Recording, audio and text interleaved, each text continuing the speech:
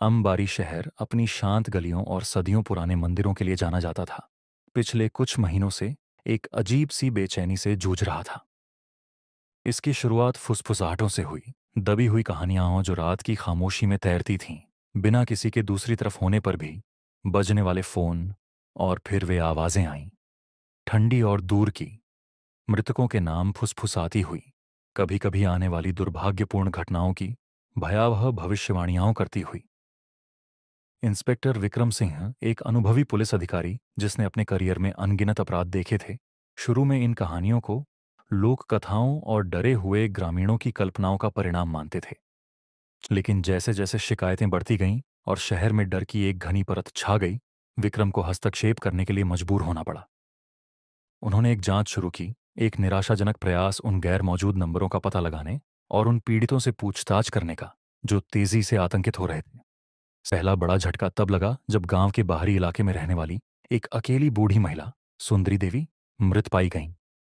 उन्होंने एक भूतिया कॉल प्राप्त किया था, एक अस्पष्ट आवाज उनके दिवंगत पति का नाम। अगली सुबह वह अपनी कुर्सी पर मृत बैठी पाई गईं। उनके चेहरे पर जमा हुआ आतंक का भाव था। मेडिकल रिपोर्ट में दिल का दौरा पड़ने की बात कही गई, लेकिन अंबारी में डर अब एक ठोस, भयावह वास्तविकता बन गया था। विक्रम अब श्री और श्रीमती राय के घर बैठे थे, जो भूतिया कॉल के नवीनतम शिकार थे। राय दंपति, एक युवा जोड़ा जिनकी आंखें डर से चौड़ी थीं, दबी हुई आवाज में अपनी आपबीती सुना रहे थे। यह लगभग 11 बजे रात की बात है, श्री राय ने कहा। उनकी आवाज मुश्किल से सुनाई दे रही थी। फोन बजा, सिर्फ एक छोटी सी घंटी। जब मैंने उठाया तो बस एक अजीब सी खड़खड़ाहट थी।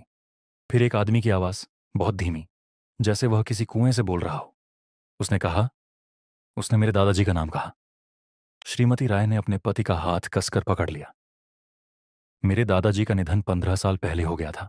हम उनके बारे में कभी बात नहीं करते। किसी को कैसे पता चल सकता है? विक्रम ने अपनी भौहें सिकोड़ी। उन्होंने उनके फोन रिकॉर्ड, एक्सचेंज, यहां तक कि किसी तकनीकी खराबी की संभावना भी जांची थी। कुछ भी नहीं मिला। कोई तार्किक व्याख्या नहीं थी। क्या आवाज ने कुछ और कहा? विक्रम ने पूछा। उनकी आवाज शांत थी, हालांकि उनके अंदर एक बेचैनी की लहर दौड़ रही थी।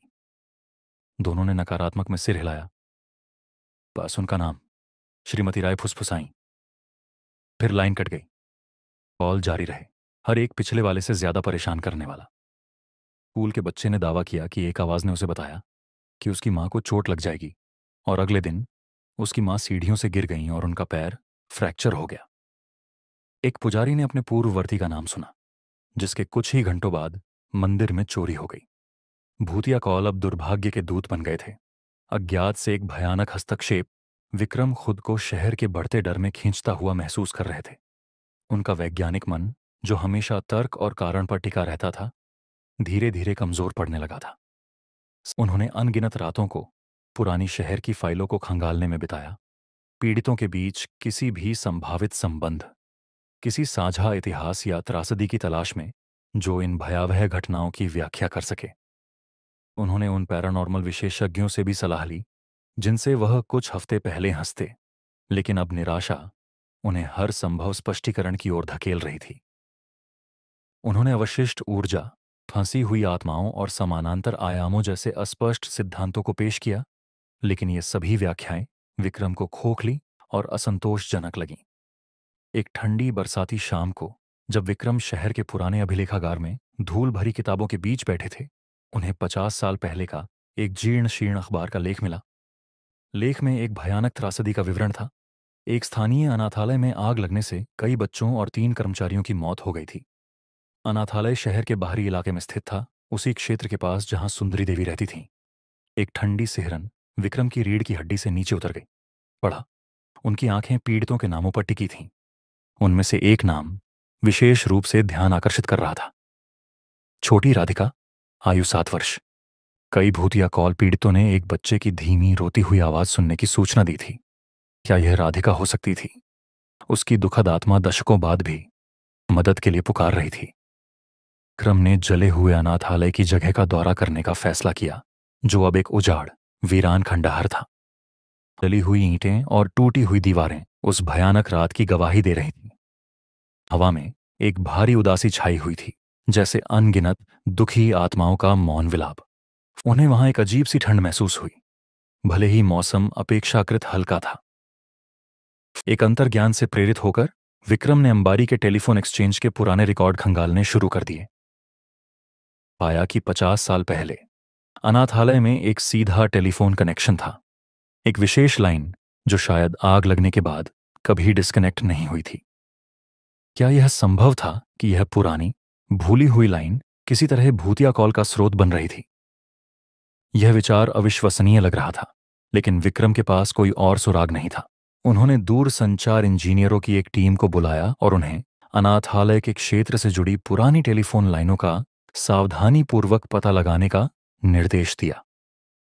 उन्होंने अपने भूतों और अविशिष्ट ऊर्जा के सिद्धांतों को अपने तक ही सीमित रखा, यह जानते हुए कि उनके सहयोगी उन्हें पागल समझेंगे। 54 दिन रात में बदल गए क्योंकि इंजीनियरों ने अथक प्रयास किया। उन्हें पुरानी वायरिंग में कुछ मामूली खराबी मिली, लेकिन भूतिया कॉल की व्याख्या करने के लिए कुछ भी महत्वपूर्ण नहीं था। विक्रम की निराशा बढ़ती जा रही थी। वह एक ऐसे दुश्मन से लड़ रहे थे जिसे वह देख या समझ नहीं सकते थे। फिर एक सुबह मुख्य जंक्शन बॉक्स का निरीक्षण करते समय एक युवा इंजीनियर राजेश ने एक अजीब खोज की। आधुनिक तारों के एक उलझे हुए जाल के नीचे उन्हें पुरानी वायरिंग का एक खंड मिला जो अभी भी जुड़ा हुआ था, धूल और मकड़ी के जालों से ढका हुआ था। यह विशेष लाइन सीधे अनाथालय के खंडहरों तक जाती थी और आश्चर्यजनक रूप से यह रुक रुक कर कमजोर लेकिन स्पष्ट विद्युत गतिविधि दिखा रही थी। क्या यह वह था? क्या यह भूली हुई लाइन एक नाली के रूप में काम कर रही थी, किसी तरह अतीत की भयानक गूंज को वर्तमान में ला रही थी?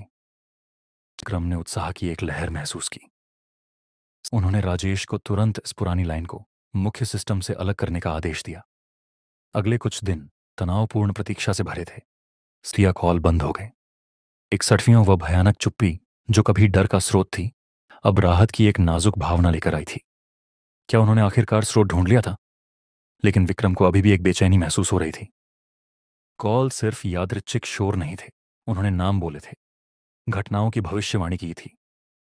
क्या एक दोषपूर्ण तार इतनी लक्षित जानकारी प्रसारित करने में सक्षम हो सकता है?